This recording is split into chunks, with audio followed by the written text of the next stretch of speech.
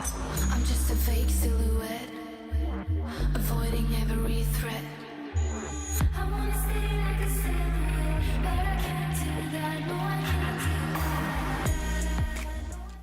Hey internet friends, if you're new here, I just want to go ahead and restate that the goal with my videos isn't to convince you of my personal stance or get you to even vote for a certain politician, but instead give you the tools and if you, for some reason, needed it, permission to ask questions and draw your own conclusions. Especially during a year as crazy as this one, in which our personal freedoms and liberties hang in the great in-between, waiting to be reclaimed by us or taken by others.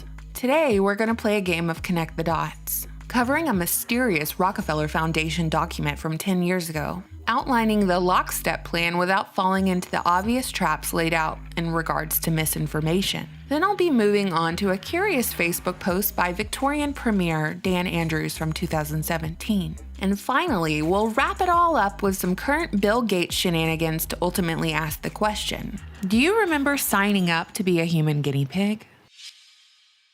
10 years ago, the Rockefeller Foundation introduced a report called Scenarios for the Future of Technology and International Development that outlined how the world would look in various scenarios, how those scenarios could impact the development of technology, and curiously, one of those scenarios was a global pandemic. Through each of these hypothetical scenarios, the Rockefellers painted 4 different outcomes for the future of the world. One future of a global pandemic was called lockstep, which they defined as a world of tighter top-down government control and more authoritarian leadership with limited innovation and growing citizen pushback. But it's important to note that the traditional definition of lockstep is a standard method or procedure that is mindlessly adhered to or that minimizes individuality. The Rockefeller hypothetical scenario from 2010 focuses on a H1N1 outbreak, an influenza strain originating from geese, and in this future, a hypothetical future, H1N1 infected 20% of the global population,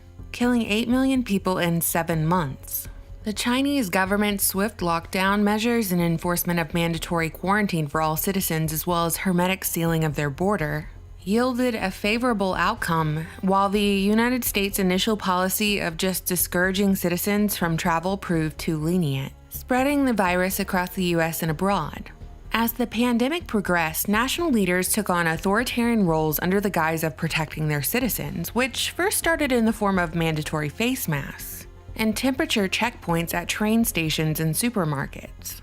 But the funny part is that even after the pandemic was over, the worldwide authoritarian control remained. At first, citizens willingly gave up their privacy and freedoms in the name of safety and health. They begged for top-down control, and that's exactly what they got in the form of biometric IDs for all citizens and greater oversight of normal everyday activities. Science and innovation became completely controlled by governments. The lockstep scenario says that by 2025, the people regretted giving up their freedoms and allowing governments so much control and the ability to make choices for them. The final line of this scenario says that the feeling lingered that sooner or later something would inevitably upset the neat order that the world's government had worked so hard to establish. The way that's written, it's as if people in their desire for freedom was the true problem, not the authoritarian desire for control over the masses in the form of medical tyranny. Even though this was published 10 years ago, don't you see a lot of odd parallels to the reality we're living in? It's curious that it was the Rockefeller Foundation who produced this document, since big oil has been big pharma since 1874, all starting with the Rockefeller family and Standard Oil. A man by the name of Devil Bill sired oil magnate John D. Rockefeller, who built Standard Oil. Devil Bill was well known as a bigamist, a con artist, and most notably, a snake oil salesman. At the turn of the century, the Rockefellers funneled $129 million into the creation of the General Education Board, which shaped our current schooling system. So the Rockefellers, along with the Carnegie Foundations, were key in managing schooling specifically for African Americans in the South, using their private wealth to shape race relations. Eventually, the Rockefeller Foundation shaped and funded many aspects of modern medicine. And fun fact, they were a primary financer of an institute that served as the Center for Eugenics Research until 1939. Now, our favorite fact-checking website Snopes has had a complete heyday with this document, this Operation Lockstep, whatever you want to call it. They've completely dismissed this Rockefeller document as an operation manual for the future, pointing to the fact that the Rockefellers highlighted H1N1 as the virus for global pandemic, not corona. So with this straw man argument, there's no way this document was used as a manual to manufacture or manipulate a virus in the news cycle in order to bring about the police state. But do you see what I see? From mandatory masks and temperature checks, from the dynamic between the US and China, to the use of technology to restrict our privacy and movement under the guise of health and safety. All of these things have already come to pass. The future the Rockefellers predicted is now, a reality. Speaking of New World Order operation manuals, 1,000,001 coincidences, and a dystopian future that is now a reality, let us turn to Australia, particularly the Victorian Premier Dan Andrews and his absolutely remarkable Nostradamus-like foresight, as he's announced his plans to allow the current state of emergency to extend into mid-September of 2021. I told you last week that in Melbourne, Australia, the Stage 4 lockdown was getting pretty serious. With the release of high-tech surveillance drones to identify individuals outside not wearing masks or properly social distancing, as well as scanning for vehicles in violation of curfew. But what I didn't tell you was the exciting news of what was to come. Because apparently I missed the announcement back in 2017 when Dan Andrews made this Facebook post which announced, every baby born in 2020 and 2021 will be invited to be a part of the biggest clinical study in our history. It could be a game changer for fighting disease, the first of its kind anywhere in the world. And it's happening right here in Victoria. His post linked to an article behind a paywall that outlined Project Gen V, which aims to track the lives of babies from the time they're born until their old age, to identify causes of disease and complete interventional trials and prevention of disease. And guess what? Along the way, they're creating a huge database, specifically of babies born in Victoria between 2020 and 2021.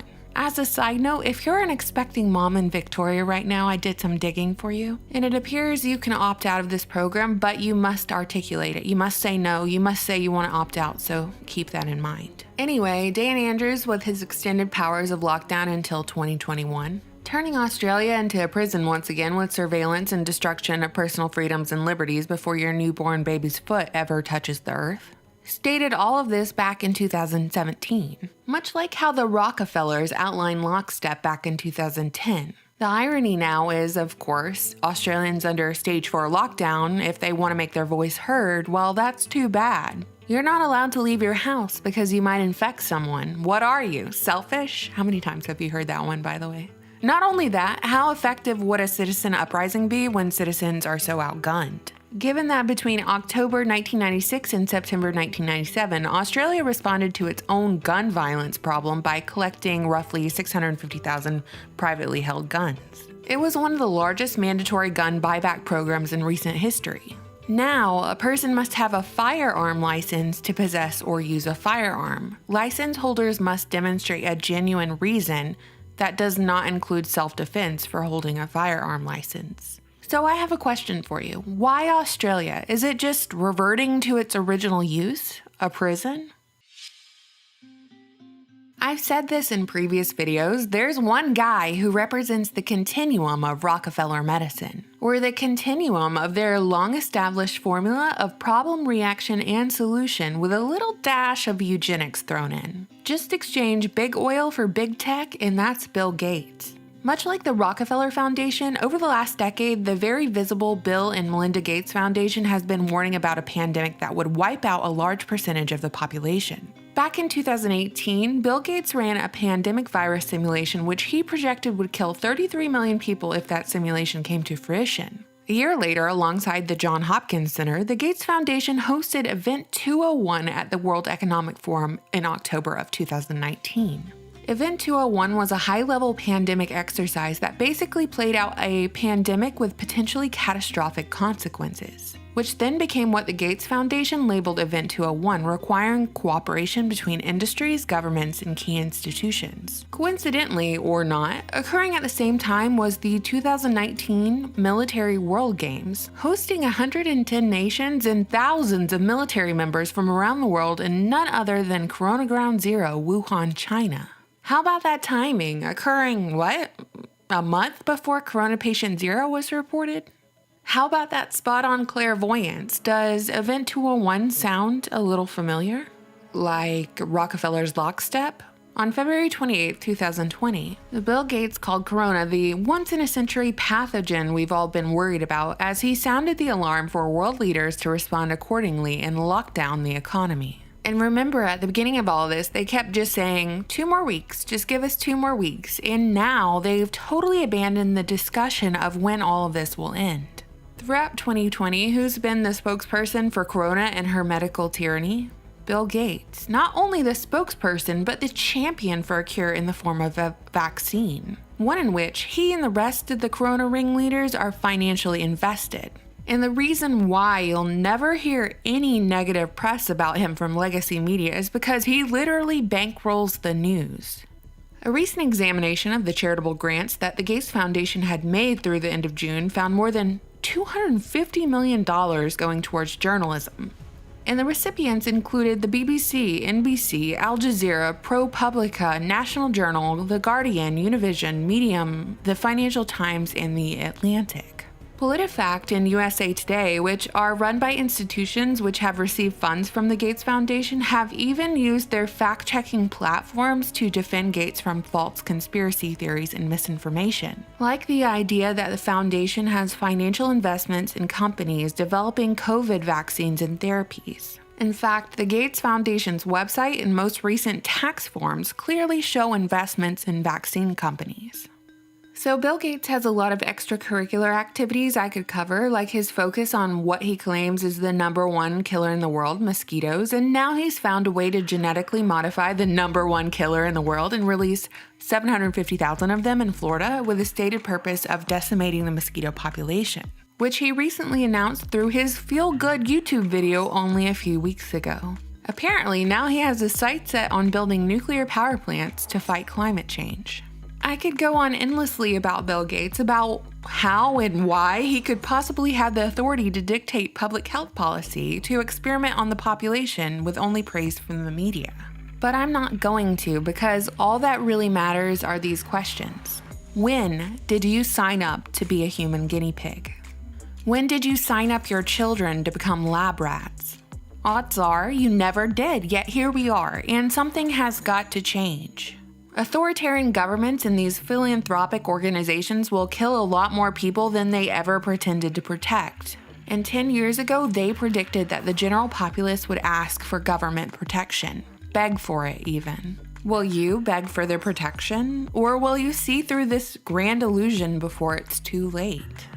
What do you think, internet friends? You know, I always look forward to your comments. Thank you so much for watching, subscribing, and supporting my channel on Patreon. Bye!